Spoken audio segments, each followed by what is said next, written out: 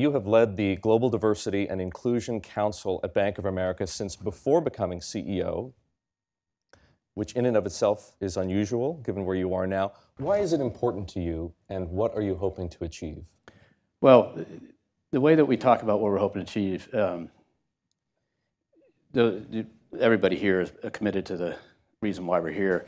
And if you think about in the days of diversity as representation statistics, you know, people of color, women, et cetera, all levels, coming in the early 2000s, you sort of had this move to, okay, we're starting to move on that, then what does it mean to have all these people here? And so we started trying to define the concept of inclusion. And we went out and did some research, are there any measurements of the inclusion?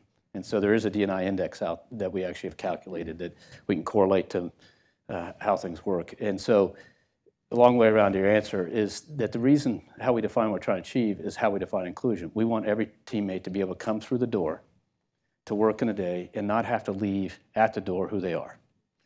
And so how do we get there? Well, we had a teammate when we were struggling and had people, you know, very senior people. That's how we ought to define inclusion and sessions going on.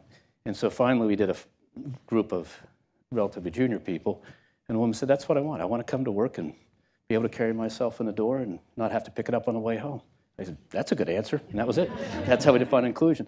And so why we do it is to get that feeling, but it's actually the way we sort of measure our success. And because this representation you can measure, this is more about how people do it. As I look forward, that sort of defines what we're ultimately trying to achieve. And if we do it, you know, but we haven't done it yet. We got better at it every year. We got to keep moving forward.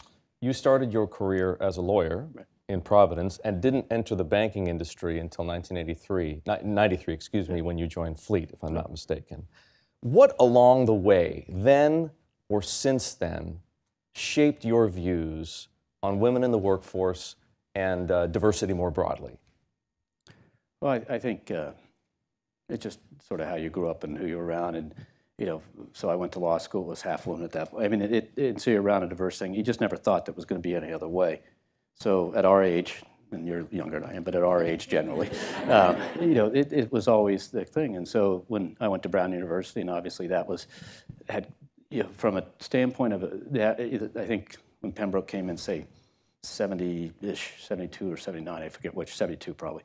It came in, you were already 50% men and women. So you grew up in an atmosphere that was already diverse. And then what you couldn't fathom is that atmosphere wouldn't continue. And so you just never, I honestly never thought it'd be a different way. And also having three sisters, they remind you it wasn't going to be a different way. So I just never conceived it would be different by that. Now, it's evolved, though. When you the world today is a different place than it was. When you get into it, you see it is different. 84. And then the question is then how disciplined you have to be to drive to that difference. So law struggles a lot with diversity. Our legal department's 50% women, top to bottom.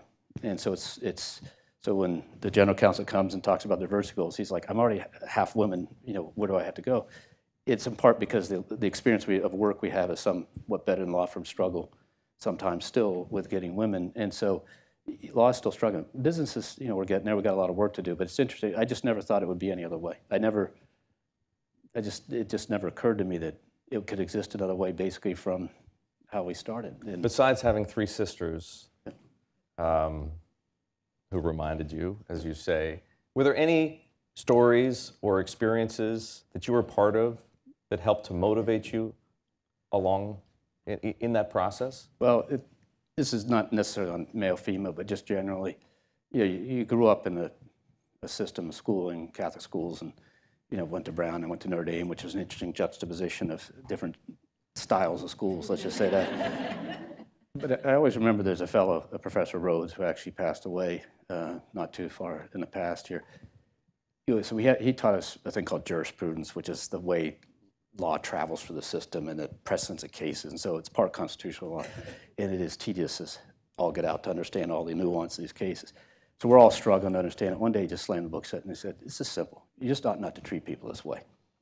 And to me, that was a simple definition of really go back to the Judeo-Christian ethic and everything, just how you treat people. And you know, you want to treat people as you want to treat yourself. But it was such a simple statement in an intensely intellectual guy, an intensely intellectual setting. We've been struggling through, you know, how does Brown versus Board of Education fit with this one, fit with this one, fit with this one? He just said, you can figure out all the rulings if you just think about this. people shouldn't be discriminated against a lunch counter or go to a school. And if you just ought not to treat people this way, it'll get you through and you'll be able to figure out how every case was decided. And in reality, that's a fairly straightforward way to think about it.